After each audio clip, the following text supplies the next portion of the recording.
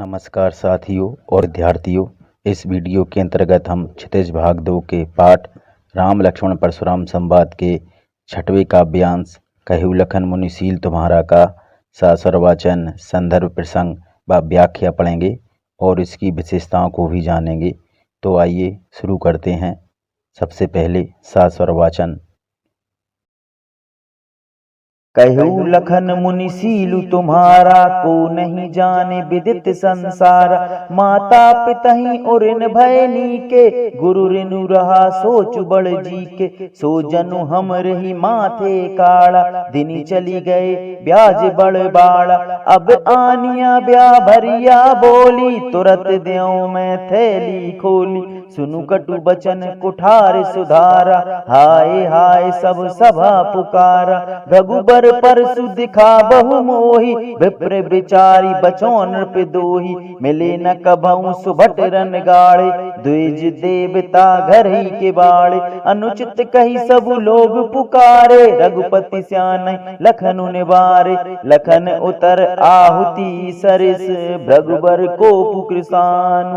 बढ़त देखी जल सम बचन, बोले रघुकुल भानु।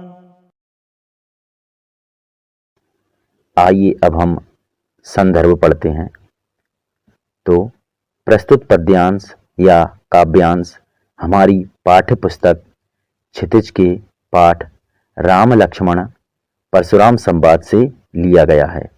इसके रचयिता तुलसीदास हैं। तो जिसका हमने अभी सस्वर वाचन किया वह हमारी पाठ्य पुस्तक क्षितिज के पाठ राम लक्ष्मण परशुराम संवाद से आया है और इसके रचयिता तुलसीदास जी हैं। संदर्भ के बाद आइए अब हम प्रसंग पढ़ते हैं। प्रस्तुत काव्यांश में बताया गया है कि जब परशुराम लक्ष्मण को मारने फरसा उठा लेते हैं, तब लक्ष्मण उन्हें बहुत कड़वे वचन बोलकर उनका अपमान करने लगते हैं। इसे सभा में उपस्थित सभी लोग अनुचित कहने लगते हैं। तभी राम लक्ष्मण को रोकते हुए परशुराम का क्रोध शांत करने शीतल वाणी में बोलते हैं। तो इस पूरे पद्यांश में पहले तो लक्ष्मण जी द्वारा परशुराम जी का तीखे वचनों से, व्यंग बाणों से अपमान किया गया है और इस अपमान का सभा में उपस्थित सभी लोगों ने विरोध भी किया है। जब सभी लोग विरोध करने लगते हैं, तब राम लक्ष्मण को आंखों के इशारे से चुप करा देते हैं और परशुराम जी के क्रोध को शांत करने के लिए अपने शीतल वचन या मीठी वाणी में बोलते हैं। आइए अब हम इस काव्यांश का भावार्थ करते हैं। तो इस काव्यांश का सबसे पहला छंद चौपाई छंद है। कहेउ लखन मुनि शील तुम्हारा, को नहीं जान विदित संसारा। तो कहेउ, कहु अर्थात कहते हैं, लखन अर्थात लक्ष्मण, मुनि अर्थात परशुराम मुनि से, शील, शील अर्थात विनम्र स्वभाव या सद्व्यवहार, तुम्हारा अर्थात आपका। तो लक्ष्मण कहते हैं, हे परशुराम जी, आपके सद्व्यवहार के बारे में, आपके विनम्र व्यवहार के बारे में कौन नहीं जानता। को नहीं जान, कौन नहीं जानता। विदित संसारा, सारा संसार जानता है। विदित अर्थात जानना, सारा संसार जानता है। तो लक्ष्मण कहते हैं, हे मुनि, आपके विनम्र स्वभाव के बारे में कौन नहीं जानता, अर्थात सारा संसार जानता है। माता पिताई उरिन भयनी के, माता पिताई माता पिता के, उरिन उरिन अर्थात ऋण से मुक्त, भय हो गए, नीके नीके अर्थात अच्छी तरह से या ठीक तरह से। तो सारा संसार जानता है कि आप अपने माता पिता के ऋण से किस तरह से उऋण हो गए, अर्थात आपने माता पिता का ऋण किस तरह चुकाया। तो परशुराम जी के बारे में एक कहानी प्रचलित है कि उन्होंने अपने पिता के कहने पर अपनी माता की हत्या कर दी थी। तो लक्ष्मण जी इसी बात को लेकर उन पर व्यंग कर रहे हैं कि आप अपने माता पिता के ऋण से किस तरह मुक्त हो गए। गुरु रिनु रहा सोचू बल जी के। गुरु रिनु अर्थात गुरु का ऋण रहा रह गया है। सोचू सोचू अर्थात चिंता, बड़ जी के अर्थात मन में, बड़ अर्थात बड़ी। तो अब गुरु का ऋण और रह गया है जिसकी बड़ी चिंता आपके मन में है। तो आप अपने माता पिता के ऋण से तो अच्छी तरह से मुक्त हो गए हैं। अब गुरु के ऋण से मुक्त रहना शेष रह गया है जिसकी बड़ी चिंता आपके मन में बनी हुई है। अगला छंद। सूजनु हमरे ही माथे काढ़ा, दिन चली गए ब्याज बल बाढ़ा। सो अर्थात वह, जनु अर्थात मानो, हमरे ही अर्थात हमारे, माथे काढ़ा अर्थात माथे मढ़ना या उस काम की जिम्मेदारी हमारे ऊपर डाल देना। तो लक्ष्मण कह रहे हैं कि आपके गुरु का जो ऋण है और उस ऋण को चुकाने का कार्य ऐसा लग रहा है कि आप हमारे मत्थे मढ़ना चाहते हैं।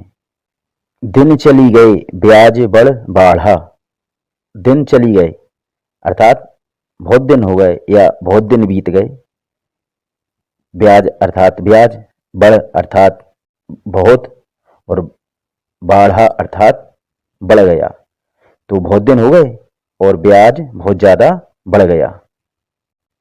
तो लक्ष्मण कह रहे हैं ऐसा लग रहा है मानो वह कार्य अर्थात गुरु के ऋण से मुक्त होने का कार्य आप हमारे माथे ही मढ़ना चाहते हैं। ऋण चढ़े दिन भी बहुत हो गए हैं जिससे उसका ब्याज भी बढ़ गया होगा। अब आनिए व्यय भरिया बोली, तुरंत देव में थैली खोली। अब आनिए अर्थात किसी या कोई, व्यय भरिया अर्थात हिसाब किताब लगाने वाले मुनीम या व्यक्ति को, बोली अर्थात बुला लाओ। तो लक्ष्मण कह रहे हैं अब किसी हिसाब किताब लगाने वाले व्यक्ति को बुला लाओ। तुरंत देव में थैली खोली।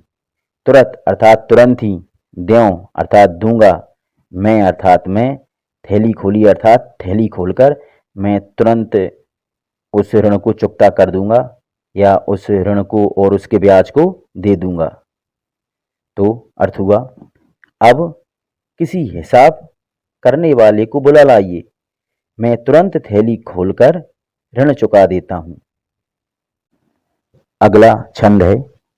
सुनी कटु वचन कुठार सुधारा, हाय हाय सब सभा पुकारा।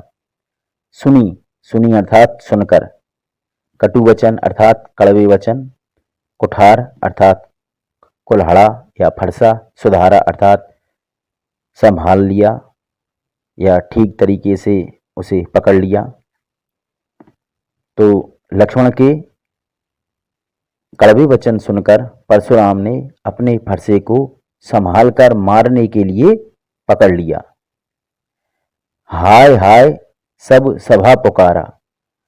और जब परशुराम ने उस फरसे को मारने के लिए पकड़ लिया तब सभा में उपस्थित लोग यह दृश्य देखकर हाय हाय कर कर चिल्लाने लगे, पुकारने लगे। अर्थ हुआ सभा में उपस्थित लोग यह देखकर हाय हाय करके चिल्लाने लगे। आगे, भृगुबर परशु दिखावहु मोही।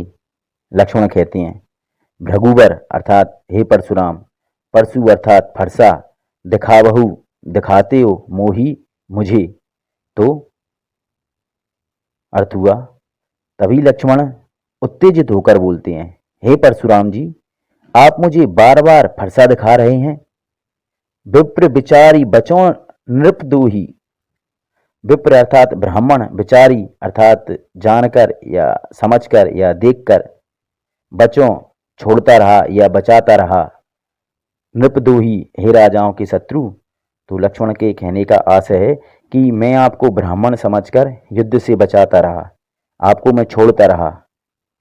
नृपदोही अर्थात राजाओं के शत्रु या क्षत्रियों के शत्रु।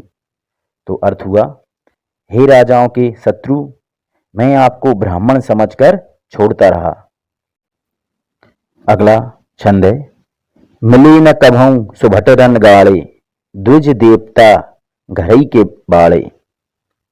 तो लक्ष्मण कह रहे हैं मिले ना, मिले नहीं है, कभऊ कभी, सुभट महायोद्धा, रण अर्थात युद्ध में, गाड़े अर्थात बड़े लड़ाकू या बड़े पराक्रमी, द्विज देवता अर्थात ब्राह्मण देवता अर्थात परशुराम, घरई अर्थात घर के ही, बाड़े अर्थात बड़े या अपने घर में ही शेर हैं। तो अर्थ हुआ, लक्ष्मण कहते हैं आपको कभी युद्ध में पराक्रमी महायोद्धा मिले नहीं हैं। हे ब्राह्मण देवता, आप केवल अपने घर में ही वीरता दिखाकर बड़े बने हुए हैं। अगली पंक्ति, अनुचित कही सबू लोग पुकारे, रघुपति स्यानई लखनऊ निवारे। अनुचित कही अर्थात अनुचित कहने लगे, कही अर्थात कहने लगे, सबू लोग सब लोग, सभा में उपस्थित सब लोग, पुकारे अर्थात पुकार कर, तो सभा में सब लोग कहने लगे कि हे लक्ष्मण जी, आप यह बड़ी अनुचित बात कर रहे हैं। तो सभी लोगों को बोलता हुआ देखकर रघुपति अर्थात राम, स्यानही आंखों के इशारे से चुपके से, लखनऊ अर्थात लक्ष्मण को, निवारे अर्थात रोक देते हैं या चुप करा देते हैं। तो अर्थ हुआ, लक्ष्मण की इन कड़वी बातों को सभी लोग अनुचित कहने लगे। तभी बात बिगड़ती देख राम लक्ष्मण को आंखों के इशारे से रोक देते हैं। अगला छंद दोहा छंद है। लखन उतर आहुति सरिस, भृगुवर कोपु कृसानु। लखन उतर अर्थात लक्ष्मण के उत्तर या जवाब, उतर अर्थात उत्तर या जवाब, आहुति सरिस, सरिस अर्थात समान। तो लक्ष्मण के उत्तर आहुति के समान थे। जिस प्रकार आहुति को हम हवन में डालते हैं तो अग्नि और भड़क जाती है, तो उसी तरह भृगुवर कोपु अर्थात परशुराम के क्रोध की, कोपु अर्थात क्रोध की या गुस्से की, कृसानु अर्थात अग्नि। तो जब लक्ष्मण उत्तर देते थे तो परशुराम के क्रोध की अग्नि और बढ़ जाती थी। तो अर्थ हुआ, लक्ष्मण के उत्तर आहुति के समान परशुराम की क्रोध रूपी अग्नि को भड़काने का काम कर रहे थे। आगे, बढ़त देखी जल सम बचन, बोले रघुकुल भानु। बढ़त देखी अर्थात बढ़ते हुए देखकर, परशुराम के क्रोध की अग्नि को बढ़ते हुए देखकर, जल सम जल के समान शीतल, बचन बचन या वाणी, बोले बोलते हैं, रघुकुल भानु रघुकुल के सूर्य श्री राम।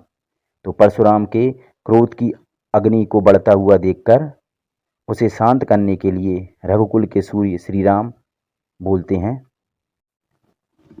तो अर्थ हुआ, उनके क्रोध की अग्नि को बढ़ते देख उसे शांत करने रघुकुल के सूर्य श्री राम जल के समान शीतल वचन बोलते हैं। भावार्थ के बाद आइए अब हम इस पद्यांश की विशेषता पढ़ते हैं। पहली विशेषता, अंत में लक्ष्मण के कटु वचनों द्वारा परशुराम का इतना अपमान होने लगा कि सभा में उपस्थित लोग इसे अनुचित कहने लगे। जब लक्ष्मण के व्यंग प्रहार बहुत ज़्यादा होने लगे तो इससे परशुराम जी का अपमान होने लगा और सभा में उपस्थित सभी लोग लक्ष्मण के इस व्यवहार के लिए कहने लगे कि हे लक्ष्मण, आप यह अनुचित बात परशुराम जी के प्रति कह रहे हैं। दूसरी विशेषता, भाव के अनुरूप सरल सहज अवधि भाषा का प्रयोग हुआ है, अर्थात इस काव्यांश की भाषा अवधि है जो कि सरल और सहज है। भाषा मुहावरेदार है, तो इस काव्यांश में कुछ मुहावरे आए हैं, जैसे मत्थे मड़ना और अपने ही घर में बड़े होना आदि। अगली विशेषता, काव्य में वीर रस व ओज गुण है, तो यह पूरा काव्य वीर रस में है। तो यह काव्य वीर रस में है व इसका गुण ओज गुण है। काव्य को पढ़कर उत्साह की भावना पैदा हो जाती है। अगली विशेषता, काव्य में अनुप्रास, उपमा व पुनरुक्ति प्रकाश अलंकार आए हैं। तो अनुप्रास अलंकार है ब्याज बड़ बाढ़ा, इसमें 52 की आवृत्ति हुई है।